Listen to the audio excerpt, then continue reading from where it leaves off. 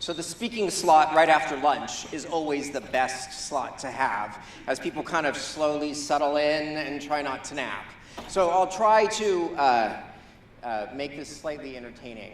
And I think that I find this topic of technology and emerging technology entertaining in and of itself because of the games we play with it. You know, my youngest brother, wrote Agile for Dummies and Scrum for Dummies. He's much more famous than I am. Don't look him up on YouTube. It makes much more money.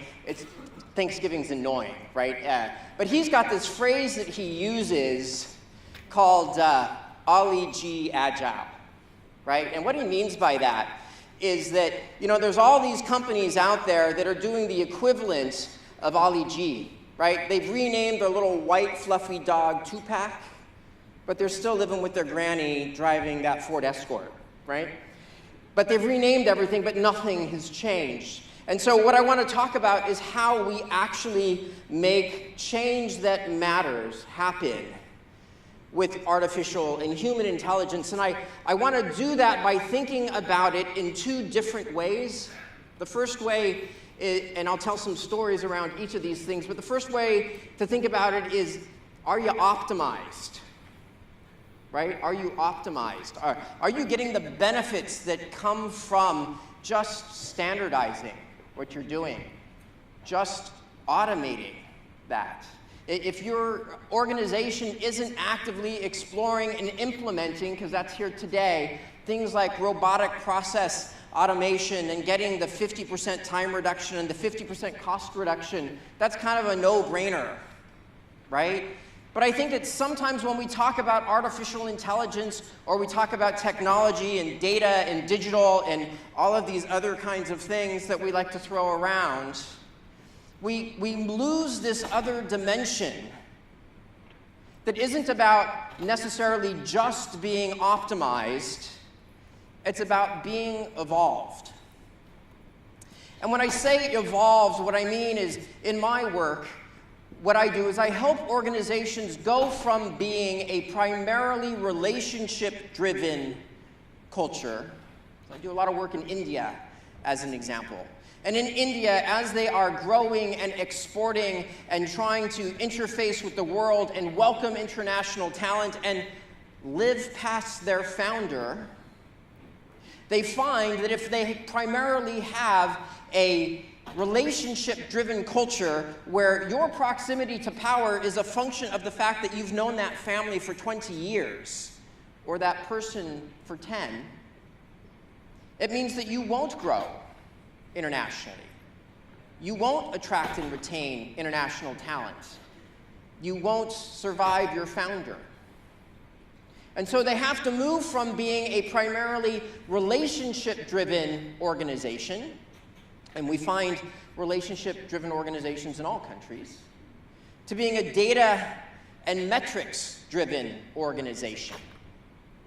And as we think about being a data and metrics-driven organization, I think the challenge for our community of people who work with people is to think about moving outside of our box to make that data and those metrics relevant beyond our small silo. Let me give you a couple examples.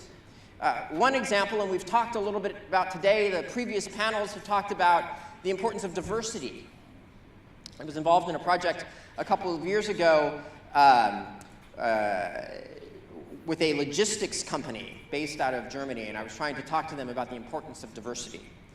And the CFO, quite a grumpy person, if I'm honest, said, all of our buyers are pear-shaped white guys in their 50s.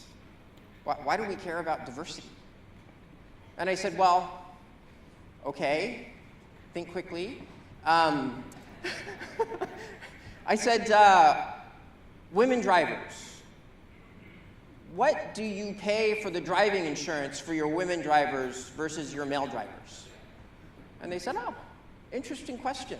It's actually about 30 to 50% less. And I said, what percent of your drivers are women? And they said, about 8%. And I said, well, what if you increase that by 20% or to 20%? What would you save? And they said, millions. And so by moving outside of the traditional data we would normally use and the kind of arguments that we would use, we were able to make a big impact in the company. Another example is I was working with a pharmaceutical company, and we looked at their portfolio of drugs, and what we realized was that 70% of the net incremental growth in their company, given their portfolio, was going to come from Black and Hispanic women, given the drugs that they used. But they had no Black or Hispanic women in the executive team, or leading product development, or marketing, or sales.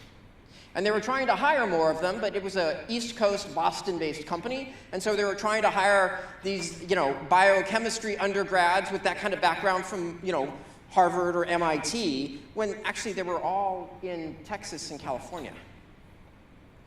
And the diversity argument around that we just need more people who are more different didn't resonate. But saying, understand that 70% of our net incremental growth is going to come from this population, and if people like and buy from people like them who like them, we have a problem.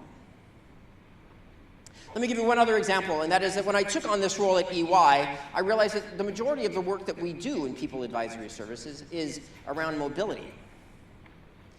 And I tried to look at the research around the business case for mobility. Does it matter? How is it driven? Who makes those decisions? Are they data-driven decisions?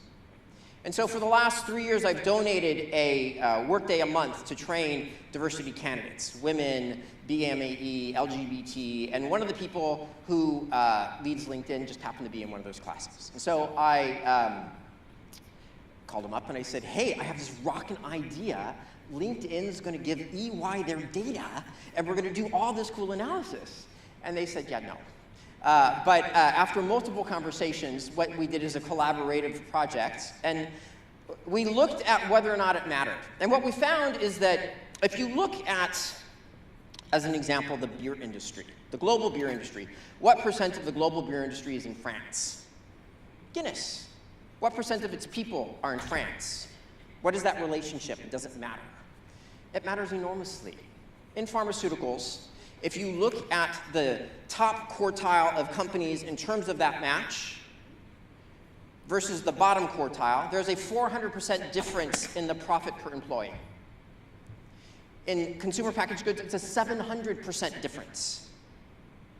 That matters. It's a way for HR and for us to think about how we use data in a different way in a data and metrics-driven business. But I think that, in and of itself, I think can be a trap. If you look at our current performance management approaches today, you could say they are data and metric-driven businesses. So I had the privilege of kind of reinventing performance management for a series of clients over the last few years. Large projects, lots of academics, lots of sports stars, a few locker rooms. It was big. And we came up with some really interesting insights and some really important practical applications. The biggest insight being management matters. Reviews do not. Daily, frequent, on the playing field, in the locker room, working with people to unlock them, to change that slope of discretionary effort that we talked about earlier, matters. But to do that, it really revolves around 4 questions. The first question is, what should I be doing? Including, how should I be stretching myself? And a robot or a program or an algorithm can't do that. The second question is, how am I doing relative to what I should be doing and what my capabilities are? And I think the data, the automation, the artificial intelligence can inform that, right? But it can't actually tell me that.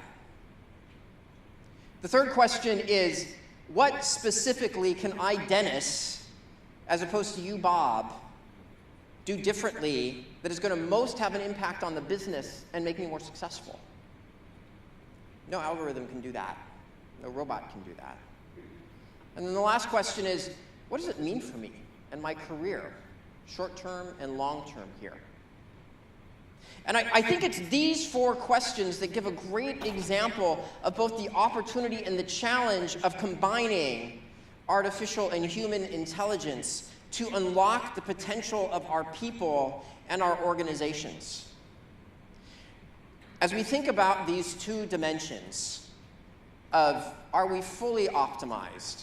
Are we doing the kind of no-brainer things for our business that we know we can be doing today? Are we doing resume screening through programs? Are we looking for patterns? Are we providing performance data? Are we putting our people in the right place relative to the market? Are we, automating a lot of the transactional tasks that we as HR want to get out of? No brainer. We should all be as fully optimized as we can. The business case is clear. Lots of people can help you on that, including us. But the harder question is, are we evolved? Have we gone from a relationship-driven culture to a data and metric-driven culture to what I would call a judgment or wisdom-based culture that takes both of those things, the relationships, the insights, the intuition, the contact, and the data, and based on those 2 things together, make the decisions that will help drive the business forward.